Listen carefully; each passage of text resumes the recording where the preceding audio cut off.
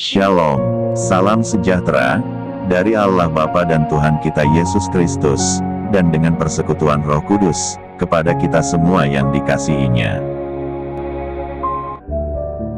Berbahagialah setiap orang yang saat ini memikirkan hidupnya, yang merenungkan akan apa yang ia lakukan ke depannya, dan yang tahu akan apa yang sedang ia kerjakan, dan yang sadar seperti apa masa depannya yang sebenarnya menurut Sang Pencipta. Sungguh, siapapun dia yang menyadari kemalangannya dalam dosa, tentu ia akan sangat-sangat menyadari apa yang dimaksudkan dengan kemurahan Allah dalam Kristus. Tidak dapat disangkal bahwa hanya orang-orang yang susahlah kadang yang akan menaruh segala harapan atau hidupnya di dalam tangan Sang Pencipta. Coba kita renungkan, seperti apakah bahagia itu? Dan masa depan yang bagaimanakah yang seharusnya dirindukan? Jika hanya untuk berbahagia sebentar saja, dan menangis di akhir cerita, orang yang berpengalaman, takkan mau melakukannya. Jika hanya demi masa depan yang bersama ketidakberdayaan dalam usia tua, dan jika hanya untuk hidup saat ini dan mati selamanya. Betapa sia-sianya upaya manusia dalam hidup, jika ditinggalkan Tuhan. Banyak hal yang baik, yang telah dikaruniakan Allah bagi kita manusia, hanya untuk dicemari, dan jadikan sebagai alasan untuk semakin menjauhi, apa yang namanya kebenaran. Di dalam hal ini, yang tidak kita sadari adalah, sebenarnya Tuhan tidak pernah menyukai sikap yang jahat, dan orang-orang yang mencintai kegelapan.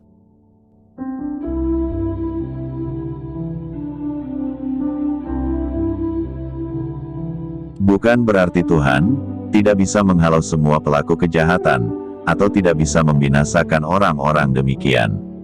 Namun, Ia adalah Allah yang tidak dapat menyangkal diri-Nya sendiri, yang setia pada janji-Nya, dan yang akan berlaku adil dan bijaksana dalam segala keputusan-Nya. Jangan lupa, 1000 tahun sama dengan 1 hari saja di hadapan Tuhan. Entah apapun yang dimaksudkan dengan pernyataan ini, hanya menggambarkan suatu kebenaran yang nyata, bahwa hari-hari hidup manusia tidaklah banyak di hadapan Tuhan, ketika dalam dosa. Cinta dan kasih-Nya yang besar, tulus dan murni, takkan mudah dipadamkan oleh cara dan sikap manusia. Inilah yang dimaksudkan dengan, sekalipun kita tidak setia, namun Ia tetap setia. Waktu dan masa yang dialami kita manusia, mungkin rasanya telah begitu lama, ketika merenungkan hari-hari yang telah berlalu. Tetapi di hadapan Tuhan, itu barulah sekejap. Dari semua yang kita bicarakan, adakah yang memahami apa yang sedang coba kita pikirkan?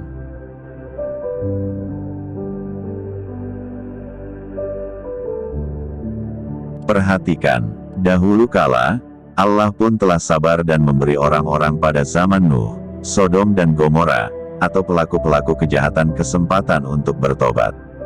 Tetapi mengapa menurut sejarahnya hanya Nuh dan keluarganya yang diselamatkan? Apa alasannya? Dan dari semua kisah yang terdapat dalam Bible atau Alkitab, sejarah mencatat bahwa para pelaku kejahatan adalah mereka yang tidak hidup menurut ketetapan Allah. Dan inilah yang disebut dengan orang-orang berdosa, tetapi orang-orang benar, mereka selalu berjalan dengan apa yang Allah kehendaki bagi mereka. Kalau demikian, di dalam hal ini adakah kita belum memahami maksud dari ungkapan bahwa Allah kita sebenarnya adalah Allah yang penuh kasih, setia, adil, dan benar? Dan siapakah yang dapat menyebut Allah seperti demikian?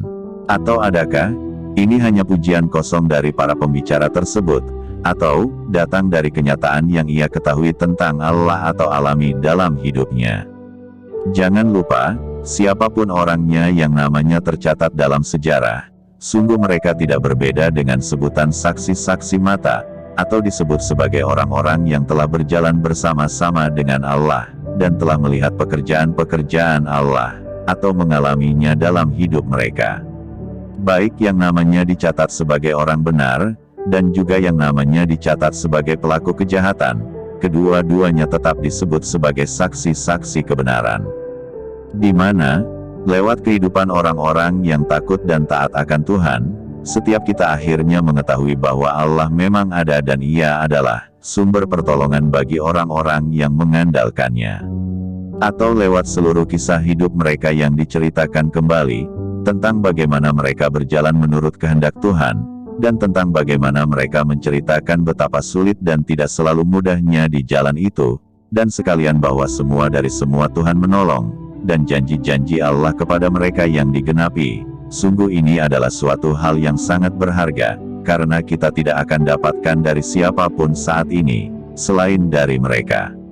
Yang dimana, lewat kesaksian-kesaksian mereka lah akhirnya kita pun memiliki pengenalan akan Tuhan, dan tahu bahwa ternyata orang-orang yang berjalan dalam kehendaknya memang tidak ditinggalkan, atau salah satu contohnya adalah Nuh dan keluarganya. Atau akhirnya dengan ini pun kita sadar bahwa, apa yang mereka katakan bahwa Tuhan kita maha besar, berkuasa, penuh kasih, murah hati, penolong, dan setia, atau Ia adalah sumber segala sesuatu yang baik, bahwa itu adalah benar menurut kita. Alasannya, Allah mempunyai saksi yang tak terhitung jumlahnya, dan yang juga tidak dapat disangkal oleh siapapun, asalkan mau merenungkan arti hidup ini sendiri. Demikian pun, melalui sejarah dan kehidupan orang-orang yang tidak takut akan Tuhan, akhirnya kita yang saat ini pun mengerti bahwa Allah kita juga adalah Tuhan yang penuh murka, cemburu, dan sangat-sangat benci terhadap pelaku kejahatan. Sedikit pun, Ia tidak pernah akan meloloskan siapapun dari akibat perbuatan yang jahat. Maka dengan semua catatan sejarah ini, sudahlah sangat-sangat menyempurnakan pengenalan setiap orang akan apa yang dimaksudkan dengan kesempurnaan Allah.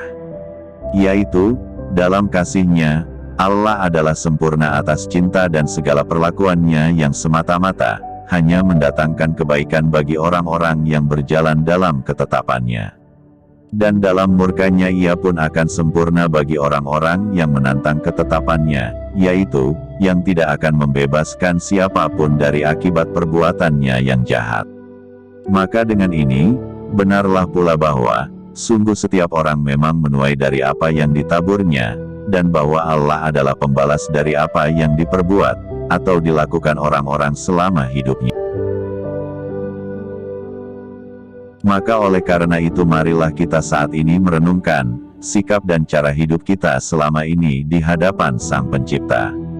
Sebab, setelah mempelajari kebenaran, kini kita telah mengetahui bahwa ternyata Allah kita adalah Allah yang sama, baik yang dahulu, sekarang dan yang akan datang. Ia akan tetap selalu sama, atau tidak akan berubah. Atau, jikalau dahulu Allah sabar dan memberi orang-orang pada zaman Nuh, Sodom dan Gomora, atau pelaku-pelaku kejahatan kesempatan untuk bertobat, maka pada saat ini pun Allah akan memperlakukan kita semua sama seperti yang hidup pada zaman-zaman itu, dan inilah yang disebut keadilan Sang Pencipta. Dan sebagaimana Allah menepati janjinya pada orang-orang yang taat, atau mau hidup menurut ketetapannya. Atau sebagaimana Nuh dan keluarganya diselamatkan, demikianlah kelak semua orang yang mau meninggalkan apa yang jahat, atau hidup seperti apa yang Kristus telah ajarkan kepada kita, tidak akan dikecewakan, dan inilah yang disebut dengan Allah yang penuh kasih, adil, setia, benar dan bijaksana dalam segala keputusannya. Maka untuk itu, hai saudara dan saudariku, dengan ini saya mengajak kita semua bersama-sama dan merenungkan lagi, apa yang disebut dengan kemurahan Tuhan, dan apa yang disebut dengan murka Tuhan. Siapakah yang dikatakan memperoleh kemurahan, dan siapa yang ditimpa murka atau kebinasaan? Mengapa kita dikatakan berdosa, dan seperti apakah hidup yang disertai pertobatan? Cara hidup bagaimana yang namanya ketaatan, dan sikap yang seperti apa yang disebut setia? Dan mengapa kita diajarkan untuk saling mengasihi, dan mengapa kita harus melakukannya? Sungguh, jikalau semua dari kita telah memahami semua ini, atau jawabannya ada dalam diri kita, maka itulah yang disebut dengan terang, atau pelita. Sebab sungguh dalam kegelapan, seseorang bahkan tidak melihat bayangannya, bagaimana mungkin ia bisa membedakan yang benar dan salah? Demikian pula halnya jika dalam diri kita tidak ada ajaran Kristus, atau Roh Kudus telah sering kita abaikan, maka kita pun takkan dapat melihat, atau mengetahui apa yang seharusnya kita lakukan agar memiliki kesejahteraan yang sebenarnya, sebab sungguh, Kristus adalah terang dan garam dari Allah, yang akan menuntun setiap orang pada cara hidup yang memperoleh kemurahan Allah. Dan yang dikatakan bijak adalah, dia atau kita yang menjaga nyala pelitanya tetap menyala, dan senantiasa menggunakan terang yang ada pada kita, atau ajaran Kristus untuk menemukan, atau melakukan apa yang baik, atau yang seharusnya dilakukan menurut kebenaran. Sebab sungguh yang namanya orang bodoh, adalah dia yang menyembunyikan pelitanya, atau menutupi cahayanya, adapun ia ingin menemukan apa yang baik bagi dirinya sendiri, namun dalam kegelapan ia tidak dapat membedakan yang sebenarnya. Orang-orang demikian, ia berjalan dengan ketidaktahuan, ia pun berbaring dengan kekhawatiran, sekalipun ia memiliki banyak hal, namun ketenangan semakin menjauhinya. Adakah kita belum diberitahu tentang hal ini? Jangan lupa, siapa yang berdiam dalam dosa, maka dialah yang disebut menyukai kegelapan. Dan siapapun yang enggan untuk meninggalkan cara hidup lama, maka dialah yang disebut bodoh, atau tidak menggunakan pelitanya. Dan ini sama dengan mengatakan bahwa dialah yang selalu mengabaikan tuntunan Roh Kudus yang ada dalam dirinya, dan hidup menurut dagingnya. Dan sungguh, siapapun yang berdiam dalam dosa, sebenarnya ia tidak berbeda dengan dikatakan bahwa ia sudah lama mati. Sebab jikalau ia hidup dan hanya menantikan kematiannya, adakah perbedaan di antara keduanya, jika menganggapnya sudah mati? Jangan pernah lupa bahwa upah dosa adalah maut. Jadi untuk itu, kembali lagi pada ungkapan di awal pembicaraan kita, yaitu, berbahagialah setiap orang yang saat ini memikirkan hidupnya, yang merenungkan apa yang ia akan lakukan ke depannya, dan yang tahu apa yang sedang ia kerjakan, dan yang sadar seperti apa masa depannya yang sebenarnya dalam Kristus. Amin. Sekian dan terima kasih atas kebersamaannya. Salam sehat jasmani dan rohani, Tuhan Yesus menyertai kita semua dan selalu.